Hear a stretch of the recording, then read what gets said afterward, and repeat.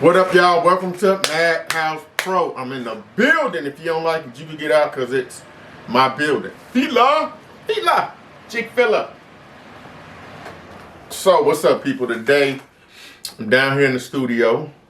The studio that I built. You see behind me that door and that wall. Never was really there. I do this, show you guys my setup. Double screen thingy monitors. There go my little,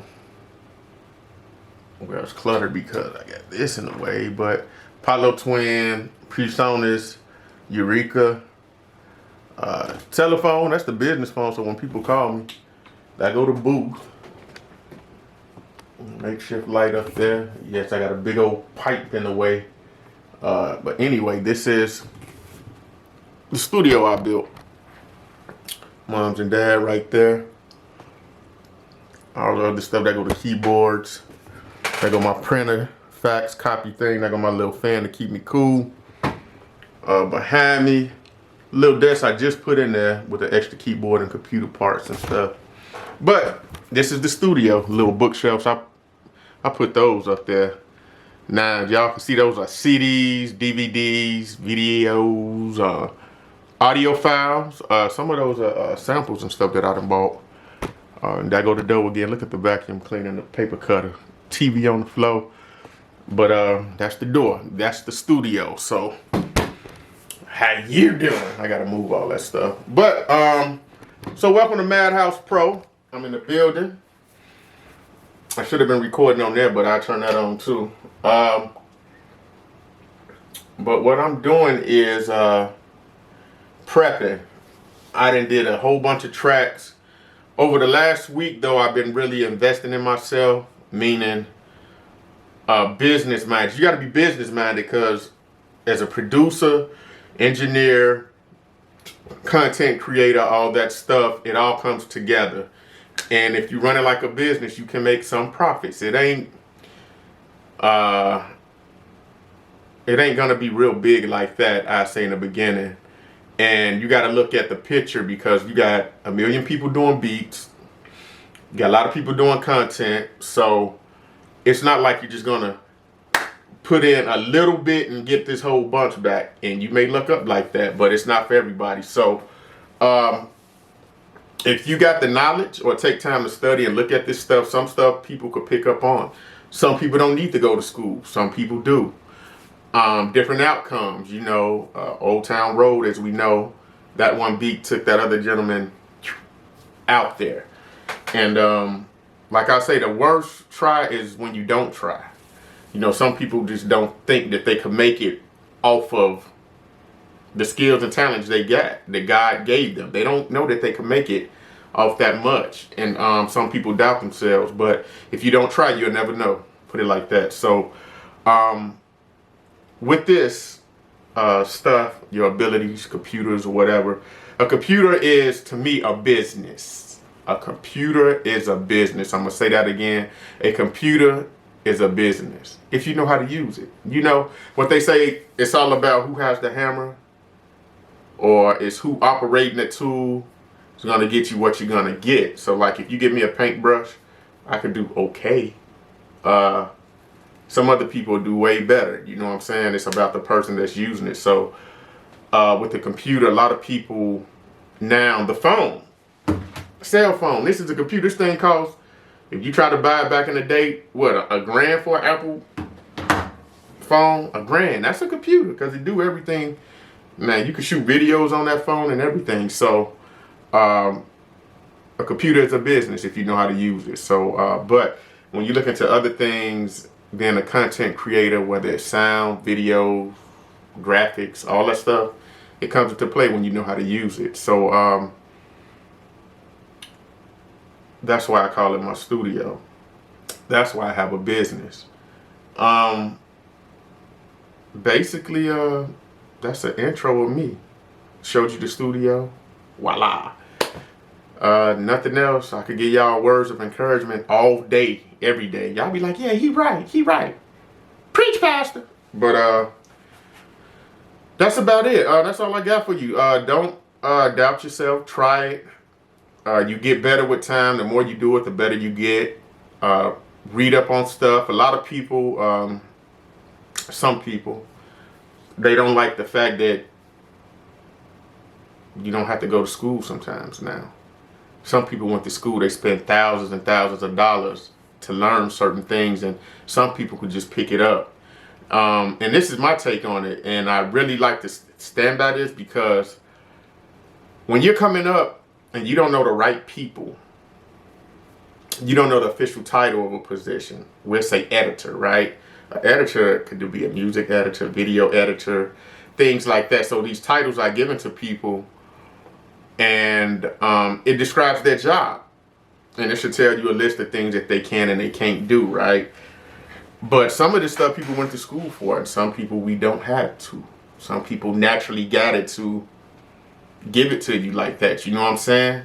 Some people know how to use a camera good, and they know how to read. And basically, that's what most of this stuff is. Whether you know how to use a compressor, audio compressor, how to set the settings on your camera, which filters to use. All that makes the difference compared to what the average person probably would do with a cell phone or a camera. You know, it's different on how the people use it to make it professional standard, industry standard, excuse me, with the sounds and things of that. The pictures they take, the video, they can make it look a lot better than, or sound a lot better than what it is when you first grab it. That's why you call them engineers, because they're going to take it and engineer that bad boy up just so it could sound pristine and clear and commercial-like. That's why they're called engineers. And some people have to go to school, some don't. So here's my take. If you need to go to school to get a better understanding and probably to get a plug, do it. There's nothing wrong with it. If you got the money, do it. If you don't, or you read up enough, you went to the library, like some people used to go to the library back in the day, and we would read books to learn about things. Now we got the internet. It's all on the internet. Some of it's good and some is bad. So the thing is, what are you going to do about it? So educate yourself. Some people, like I say, go to school, read up on it. The manual that you get with most of this equipment is the most important. That's your starting point.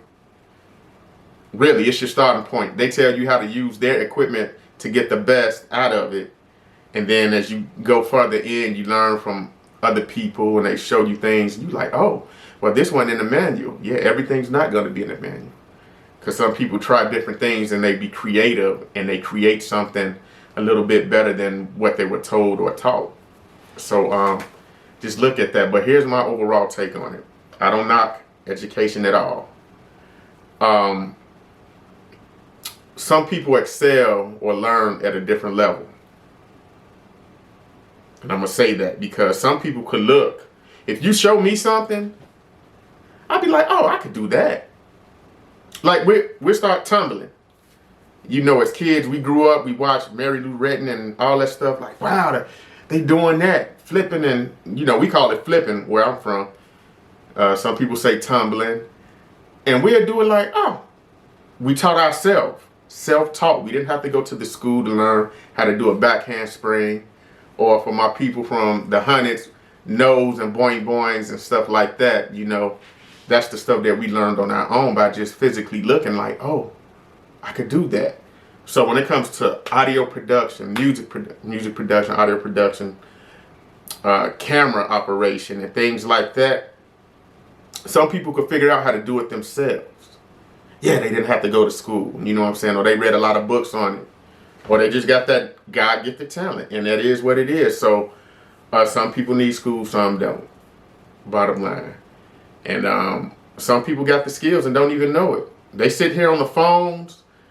The phone that made it so easy. I got friends who create beautiful pictures, masterpieces that are all done on the phone, like and give it to somebody, and they like, wow, how do you do that? It's about the person that's using it, straight up. So some people went to school, come back, that can't do a lick of it. But like I was saying, you know, a computer is a business, so take advantage of it. If you apply yourself and you can find yourself a niche that makes you different than the others, stick with it. Stick with it. That's what's going to make you stand out from the others. I just seen Bow Wow just, I ain't gonna say complaining, but he was giving a rant, which some people had. They be like, oh, the music's all the same. There's no originality to it. It sounds the same. It don't sound different. Some people feel that way. But when it's the people who make the funding for those projects and they get tired of it because it's seeming like a big old circle and they don't want to fund it, what, you see them slowly fade out. You know, just music industry in general. When they feel like, and when I say they, when you do your research on they and, you know, you get to point the finger, who makes these decisions, it'll change your outlook on how some things are.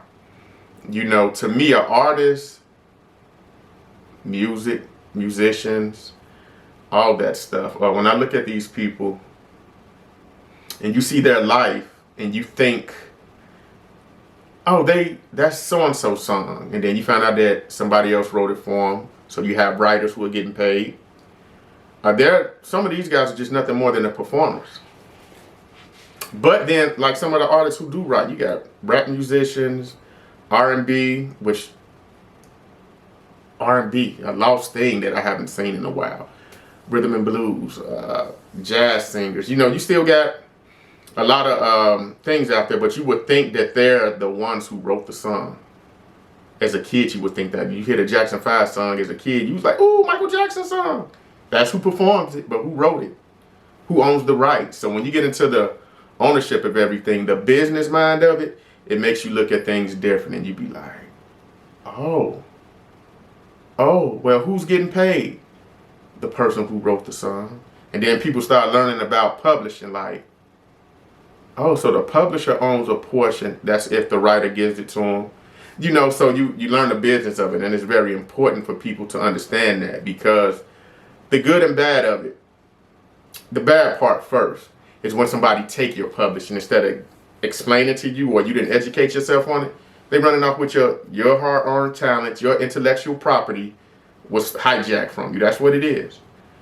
That's the bad. But the good, you got two goods to it. When you do it yourself and you make profit from it, that's good, right? Because you did it all yourself. You keep everything. The other good about it is, and some people may have to go this route, when you're good at it and then you turn it over to somebody else who's even better than you and make more of a profit, and you both eat. And a lot of people going to be like, man, look, I want all my stuff. That's good. You want all your stuff and you sell, we'll just say, let me just give you a number, we'll just say 10,000. Them coins look nice depending on how much you're getting paid off of each 10,000. So you just sell 10,000. But then if you go over here to this guy or this company, you're like, oh, for 10,000? I could make you 10 million. Then you need to re-look at things and re-educate yourself on who's the professional in this arena. Can you make 10 million like that guy would, or would you just make it 10,000? It's something to think about. So it's like now, because you hear a lot of people want to go independent. That's great. I told you, it's like two things. You can get two goods out of it. When you make enough just for you and you good, or you could turn it over and get somebody else to help you to make more. So you got to look at the positivity of it. Like, even after you did all you can with your 10,000, it's still never too late to go try to get that 10 million. And some stuff come on the back end later. So it's just something to think about. So I could run all day. Probably gave you guys a good 14 minutes of me talking about business. Did I really give you any jewels, or what did you find out from me? But this is Madhouse Pro. I'm out. Thanks for watching. Peace.